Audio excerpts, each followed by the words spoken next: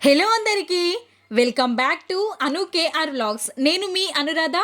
ఈరోజు special recipe వచ్చేసి custard పుడ్డింగ్తో మీ ముందుకి వచ్చేసాను. ఎప్పుడైనా స్పెషల్ అకేషన్స్ ఉన్నప్పుడు లేదంటే న్యూ ఇయర్కి కానీ మనకి స్వీట్ తినాలి అనిపించినప్పుడు అప్పటికప్పుడే చేసుకునే ఈ కస్టర్డ్ పుడ్డింగ్ని ఎలా ప్రిపేర్ చేయాలో ఈరోజటి వీడియోలో చూపించబోతున్నాను. ముందుగా ఒక గిన్నెని స్టవ్ పైకి పెట్టేసుకొని ఒక 2 స్పూన్ల వరకు షుగర్ని యాడ్ చేసుకోవాలి. ఒక స్పూన్ వరకు వాటర్ని యాడ్ చేసేసుకొని షుగర్ మొత్తం మెల్ట్ అవ్వనివ్వాలి. ఇలా నురగగా ఫామ్ అయ్యి లైట్ గోల్డెన్ బ్రౌన్ కలర్ వచ్చేంత వరకు ఇలా కలుపుతూ ఉంచుకోవాలి. ఇక్కడ చూసారా, లైట్ గోల్డెన్ బ్రౌన్ కలర్ వచ్చేసింది. ఇప్పుడు స్టవ్ ఆఫ్ చేసేసుకొని ఇది గట్టి పడకూడదు అనుకుంటే కొంచెం ఒక 3-4 డ్రాప్స్ వరకు నిమ్మరసాన్ని యాడ్ చేసుకుంటే సరిపోతుంది. ఇప్పుడు ఒక బౌల్లోకి దీన్ని మొత్తాన్ని యాడ్ చేసేసుకుంటున్నాను. ఇప్పుడు అదే ప్యాన్లోకి మనం 1 కప్పు వరకు పాలని యాడ్ చేసుకోవాలి. చిక్కటి పాలని తీసుకోవాలి. ఇక్కడ పాలలోకి కూడా ఒక 2 స్పూన్ల వరకు చక్కెరని యాడ్ చేసుకోవాలి. మీకు చక్కెర వద్దు అనుకుంటే ఈ ప్లేస్లో బెల్లాన్ని కూడా యాడ్ చేసుకోవచ్చు. మొత్తం ఒక్కసారి మిక్స్ చేసేసుకొని పాలని మరగనివ్వాలి.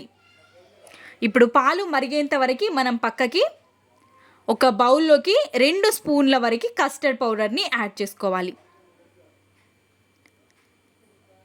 2 స్పూన్స్ వరకు కస్టర్డ్ పౌడర్ని యాడ్ చేసేసుకొని ఇక్కడ పాలని యాడ్ చేసి కలుపుకోవాలి. పచ్చి పాలని వేసి కలుపుకుంటే తొందరగా మెల్ట్ అయిపోతుంది. లమ్స్ ఏమి లేకుండా మొత్తం అంతటిని ఇలా కలిపేసుకొని పక్కకు పెట్టేసుకోవాలి. ఇప్పుడు మనం పాలని మరగడానికి పెట్టేసుకున్నాం కదా, ఇలా పాలు మరుగుతున్నప్పుడు మనం ముందుగా కలిపి పెట్టుకున్న కస్టర్డ్ పౌడర్ని ఒక్కసారి ఇంకోసారి మొత్తం కలిసేంత వరకు కలిపేసుకొని పాలల్లో యాడ్ చేసేసుకోవాలి.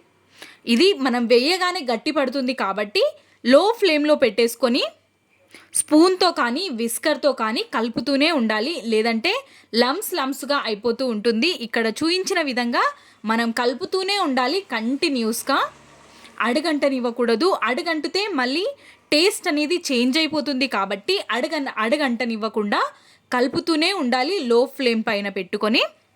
ఇక్కడ చూసారా, అడుగేమి అంటకుండా ఈ విధంగా అయిపోయిన తర్వాత ఇప్పుడు మనం షుగర్ సిరప్ని యాడ్ చేసుకున్నాం కదా, అందులోకి ఈ కస్టర్డ్ పౌడర్ పాలని మొత్తం అంతటిని ఇందులోకి వేసేసుకొని కంప్లీట్గా చల్లారనివ్వాలి. చల్లారిపోయిన తర్వాత దీనిపైకి ఒక మూతని పెట్టేసుకొని ఫ్రిడ్జ్లో పెట్టేసుకోవాలి. ఒక 3 to 4 అవర్స్ తర్వాత ఓపెన్ చేసుకొని చూస్తే ఇలా జెల్లీలాగా ఫామ్ అయిపోతుంది. మనకి కస్టర్డ్ పుడ్డింగ్ అనేది ప్రిపేర్ అయిపోయింది. మనం ఇప్పుడు ఒక ప్లేట్లోకి టర్న్ చేసుకొని వేసేసుకున్నామంటే టేస్టీగా కస్టర్డ్తో చేసుకునే జెల్లీ కేక్ అనేది ప్రిపేర్ అయిపోయినట్టే. ఇప్పుడు కట్ చేసుకొని సర్వ్ చేసేసుకోవడమే. చిన్న పిల్లల నుండి పెద్దవాళ్ళ వరకు ఎవరైనా ఇష్టంగా తినే రెసిపీ కాబట్టి మీరు ట్రై చేసినట్టయితే ఎలా కుదిరిందో మీ వాల్యుబుల్ ఫీడ్బ్యాక్ని కమెంట్ సెక్షన్లో తెలియచేయడం మర్చిపోవద్దు.